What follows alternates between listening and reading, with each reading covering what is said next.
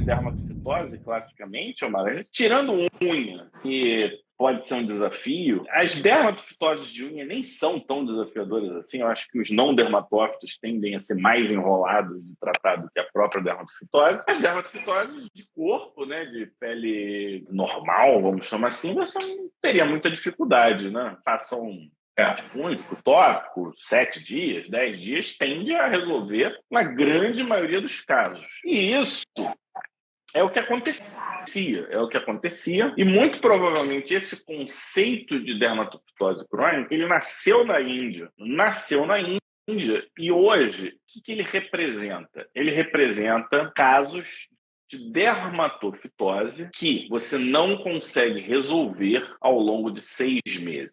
Então, a gente está falando de um quadro dermatológico, um quadro cutâneo, que não some ao longo de 6 meses. E assim, quando você olha para esse tipo de manifestação, ela é relativamente rara, uma manifestação rara, você tem que seguir uma sequência.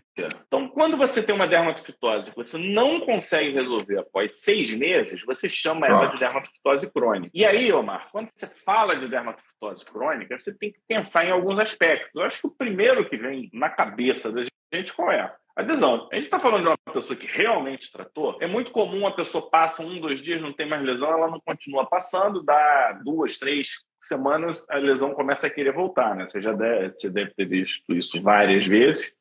E a falta de adesão talvez seja uma das principais causas de uma rotina, pensando numa dermatofitose tradicional. Presença de fatores predisponentes. Então, a gente sabe, né, que doenças genéticas com deficiência de CARD9, por exemplo, facilitam a persistência do fungo. Deficiência de CARD9, além de facilitar a presença do fungo, ajuda nas formas mais invasivas, que é um outro capítulo que a gente não vai abordar hoje, mas a gente poderia estar falando de Majorque e coisas do tipo. Assim. Existe o conceito de autoinoculação, acho que é um clássico da Tinea pedis, que o epidermófito com flocosum, que tem também Tinea cruris. A pessoa trata a região plantar, mas não trata a região inguinal, e aí a pessoa ela tem a autoinoculação. Tem casos familiares, porque a escama é transmissível. É uma doença transmissível, principalmente se for fungo antropofílico, né? Um dermatófito antropofílico. Se um tem escama, usa o mesmo banheiro, pisa, entra em contato, você tem sim um potencial de causar doença. Você tem aquelas tinhas que acontecem em ambiente de prisão, internatos, né? Que são verdadeiras epidemias, né? E tem aquelas fotos clássicas de 300 milhões de crianças com tinhas de couro cabeludo, todo mundo naquele colégio e tal. Não tem,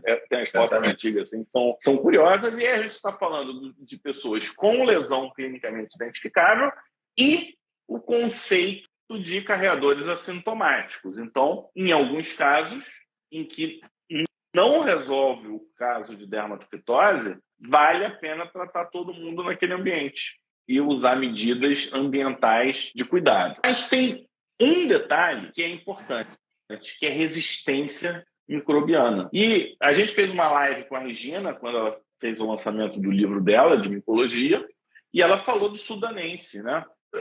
Causando Tinea captis mais resistente ao tratamento. Então, eu não tenho experiência com sudanense, mas aí entra uma importante arma e ferramenta, que é identificar o dermatófito. E esse é um ponto difícil. Primeiro que os laboratórios de micologia comerciais tendem a não ser muito bons e acaba que a maioria das pessoas não tem acesso. E nesse sentido, na Índia, começaram a identificar tricófton, mentagrofites multiresistentes. E aí eu vou parar na época que eles começaram isso. Eu estou falando aqui, Omar, de 2017, 2018. Nessa época era tricófton mentagrofites. E eu acho que hoje a gente vai ter novidades. Esses mentagrofites, eles são resistentes, alguns, né? Não todos, a fluconazol, a terbinafina, itraconazol e griselfulvina, também tendo panresistência de dermatófito. Então, a gente está falando aqui de que, meu amigo, um dos principais problemas aqui qual é? O uso de pomadas erradas. Utiliza-se muita pomada. Imunossupressão é um fator predisponente. O cara usa corticoide. Segundo, pomadas misturadas essas pomadas que tem corticoide, que tem Antifúngico. antibiótico, antifúngico, não tem, às vezes, a quantidade adequada, mistura o troço todo. Se você tiver na dúvida, usa uma pomada só e usa a própria pomada como teste terapêutico. Então, você acha, está na dúvida, se é uma cândida, se é uma balanite inflamatória. Faz o antifúngico, porque o antifúngico não vai melhorar a balanite inflamatória. Faz o antifúngico. Então, você está na dúvida, faz antifúngico. É rápida a resposta das mucosas superficiais. A pele troca é muito rápido, então não vale a pena você fazer. São ceratofitoses, né? Estão lá na camada córnea, lembrando que, com exceção das tinhas dérmicas lá de Majock, não há invasão nas camadas mais internas da pele. Então, isso é uma ceratofitose camada córnea, uma parte mais externa da epiderme. Não há necessidade de você ficar fazendo essas associações que geram problemas maiores no futuro. E assim, esse é um conceito que eu ouço pouco. Dermatofitose crônica. Então você viu que é um capítulo que ele pode significar desde um erro uma falha de comunicação entre o médico e o paciente a extremos de panresistência por dermatófito. Então eu enxergo como um capítulo importantíssimo, talvez valha a pena a gente explorar mais, principalmente quem faz medicina da família, medicina comunitária, porque acaba que é quem lida. Dificilmente você pega uma dermatofitose no teu consultório. Quando você pega no teu consultório particular é porque falhou demais, né?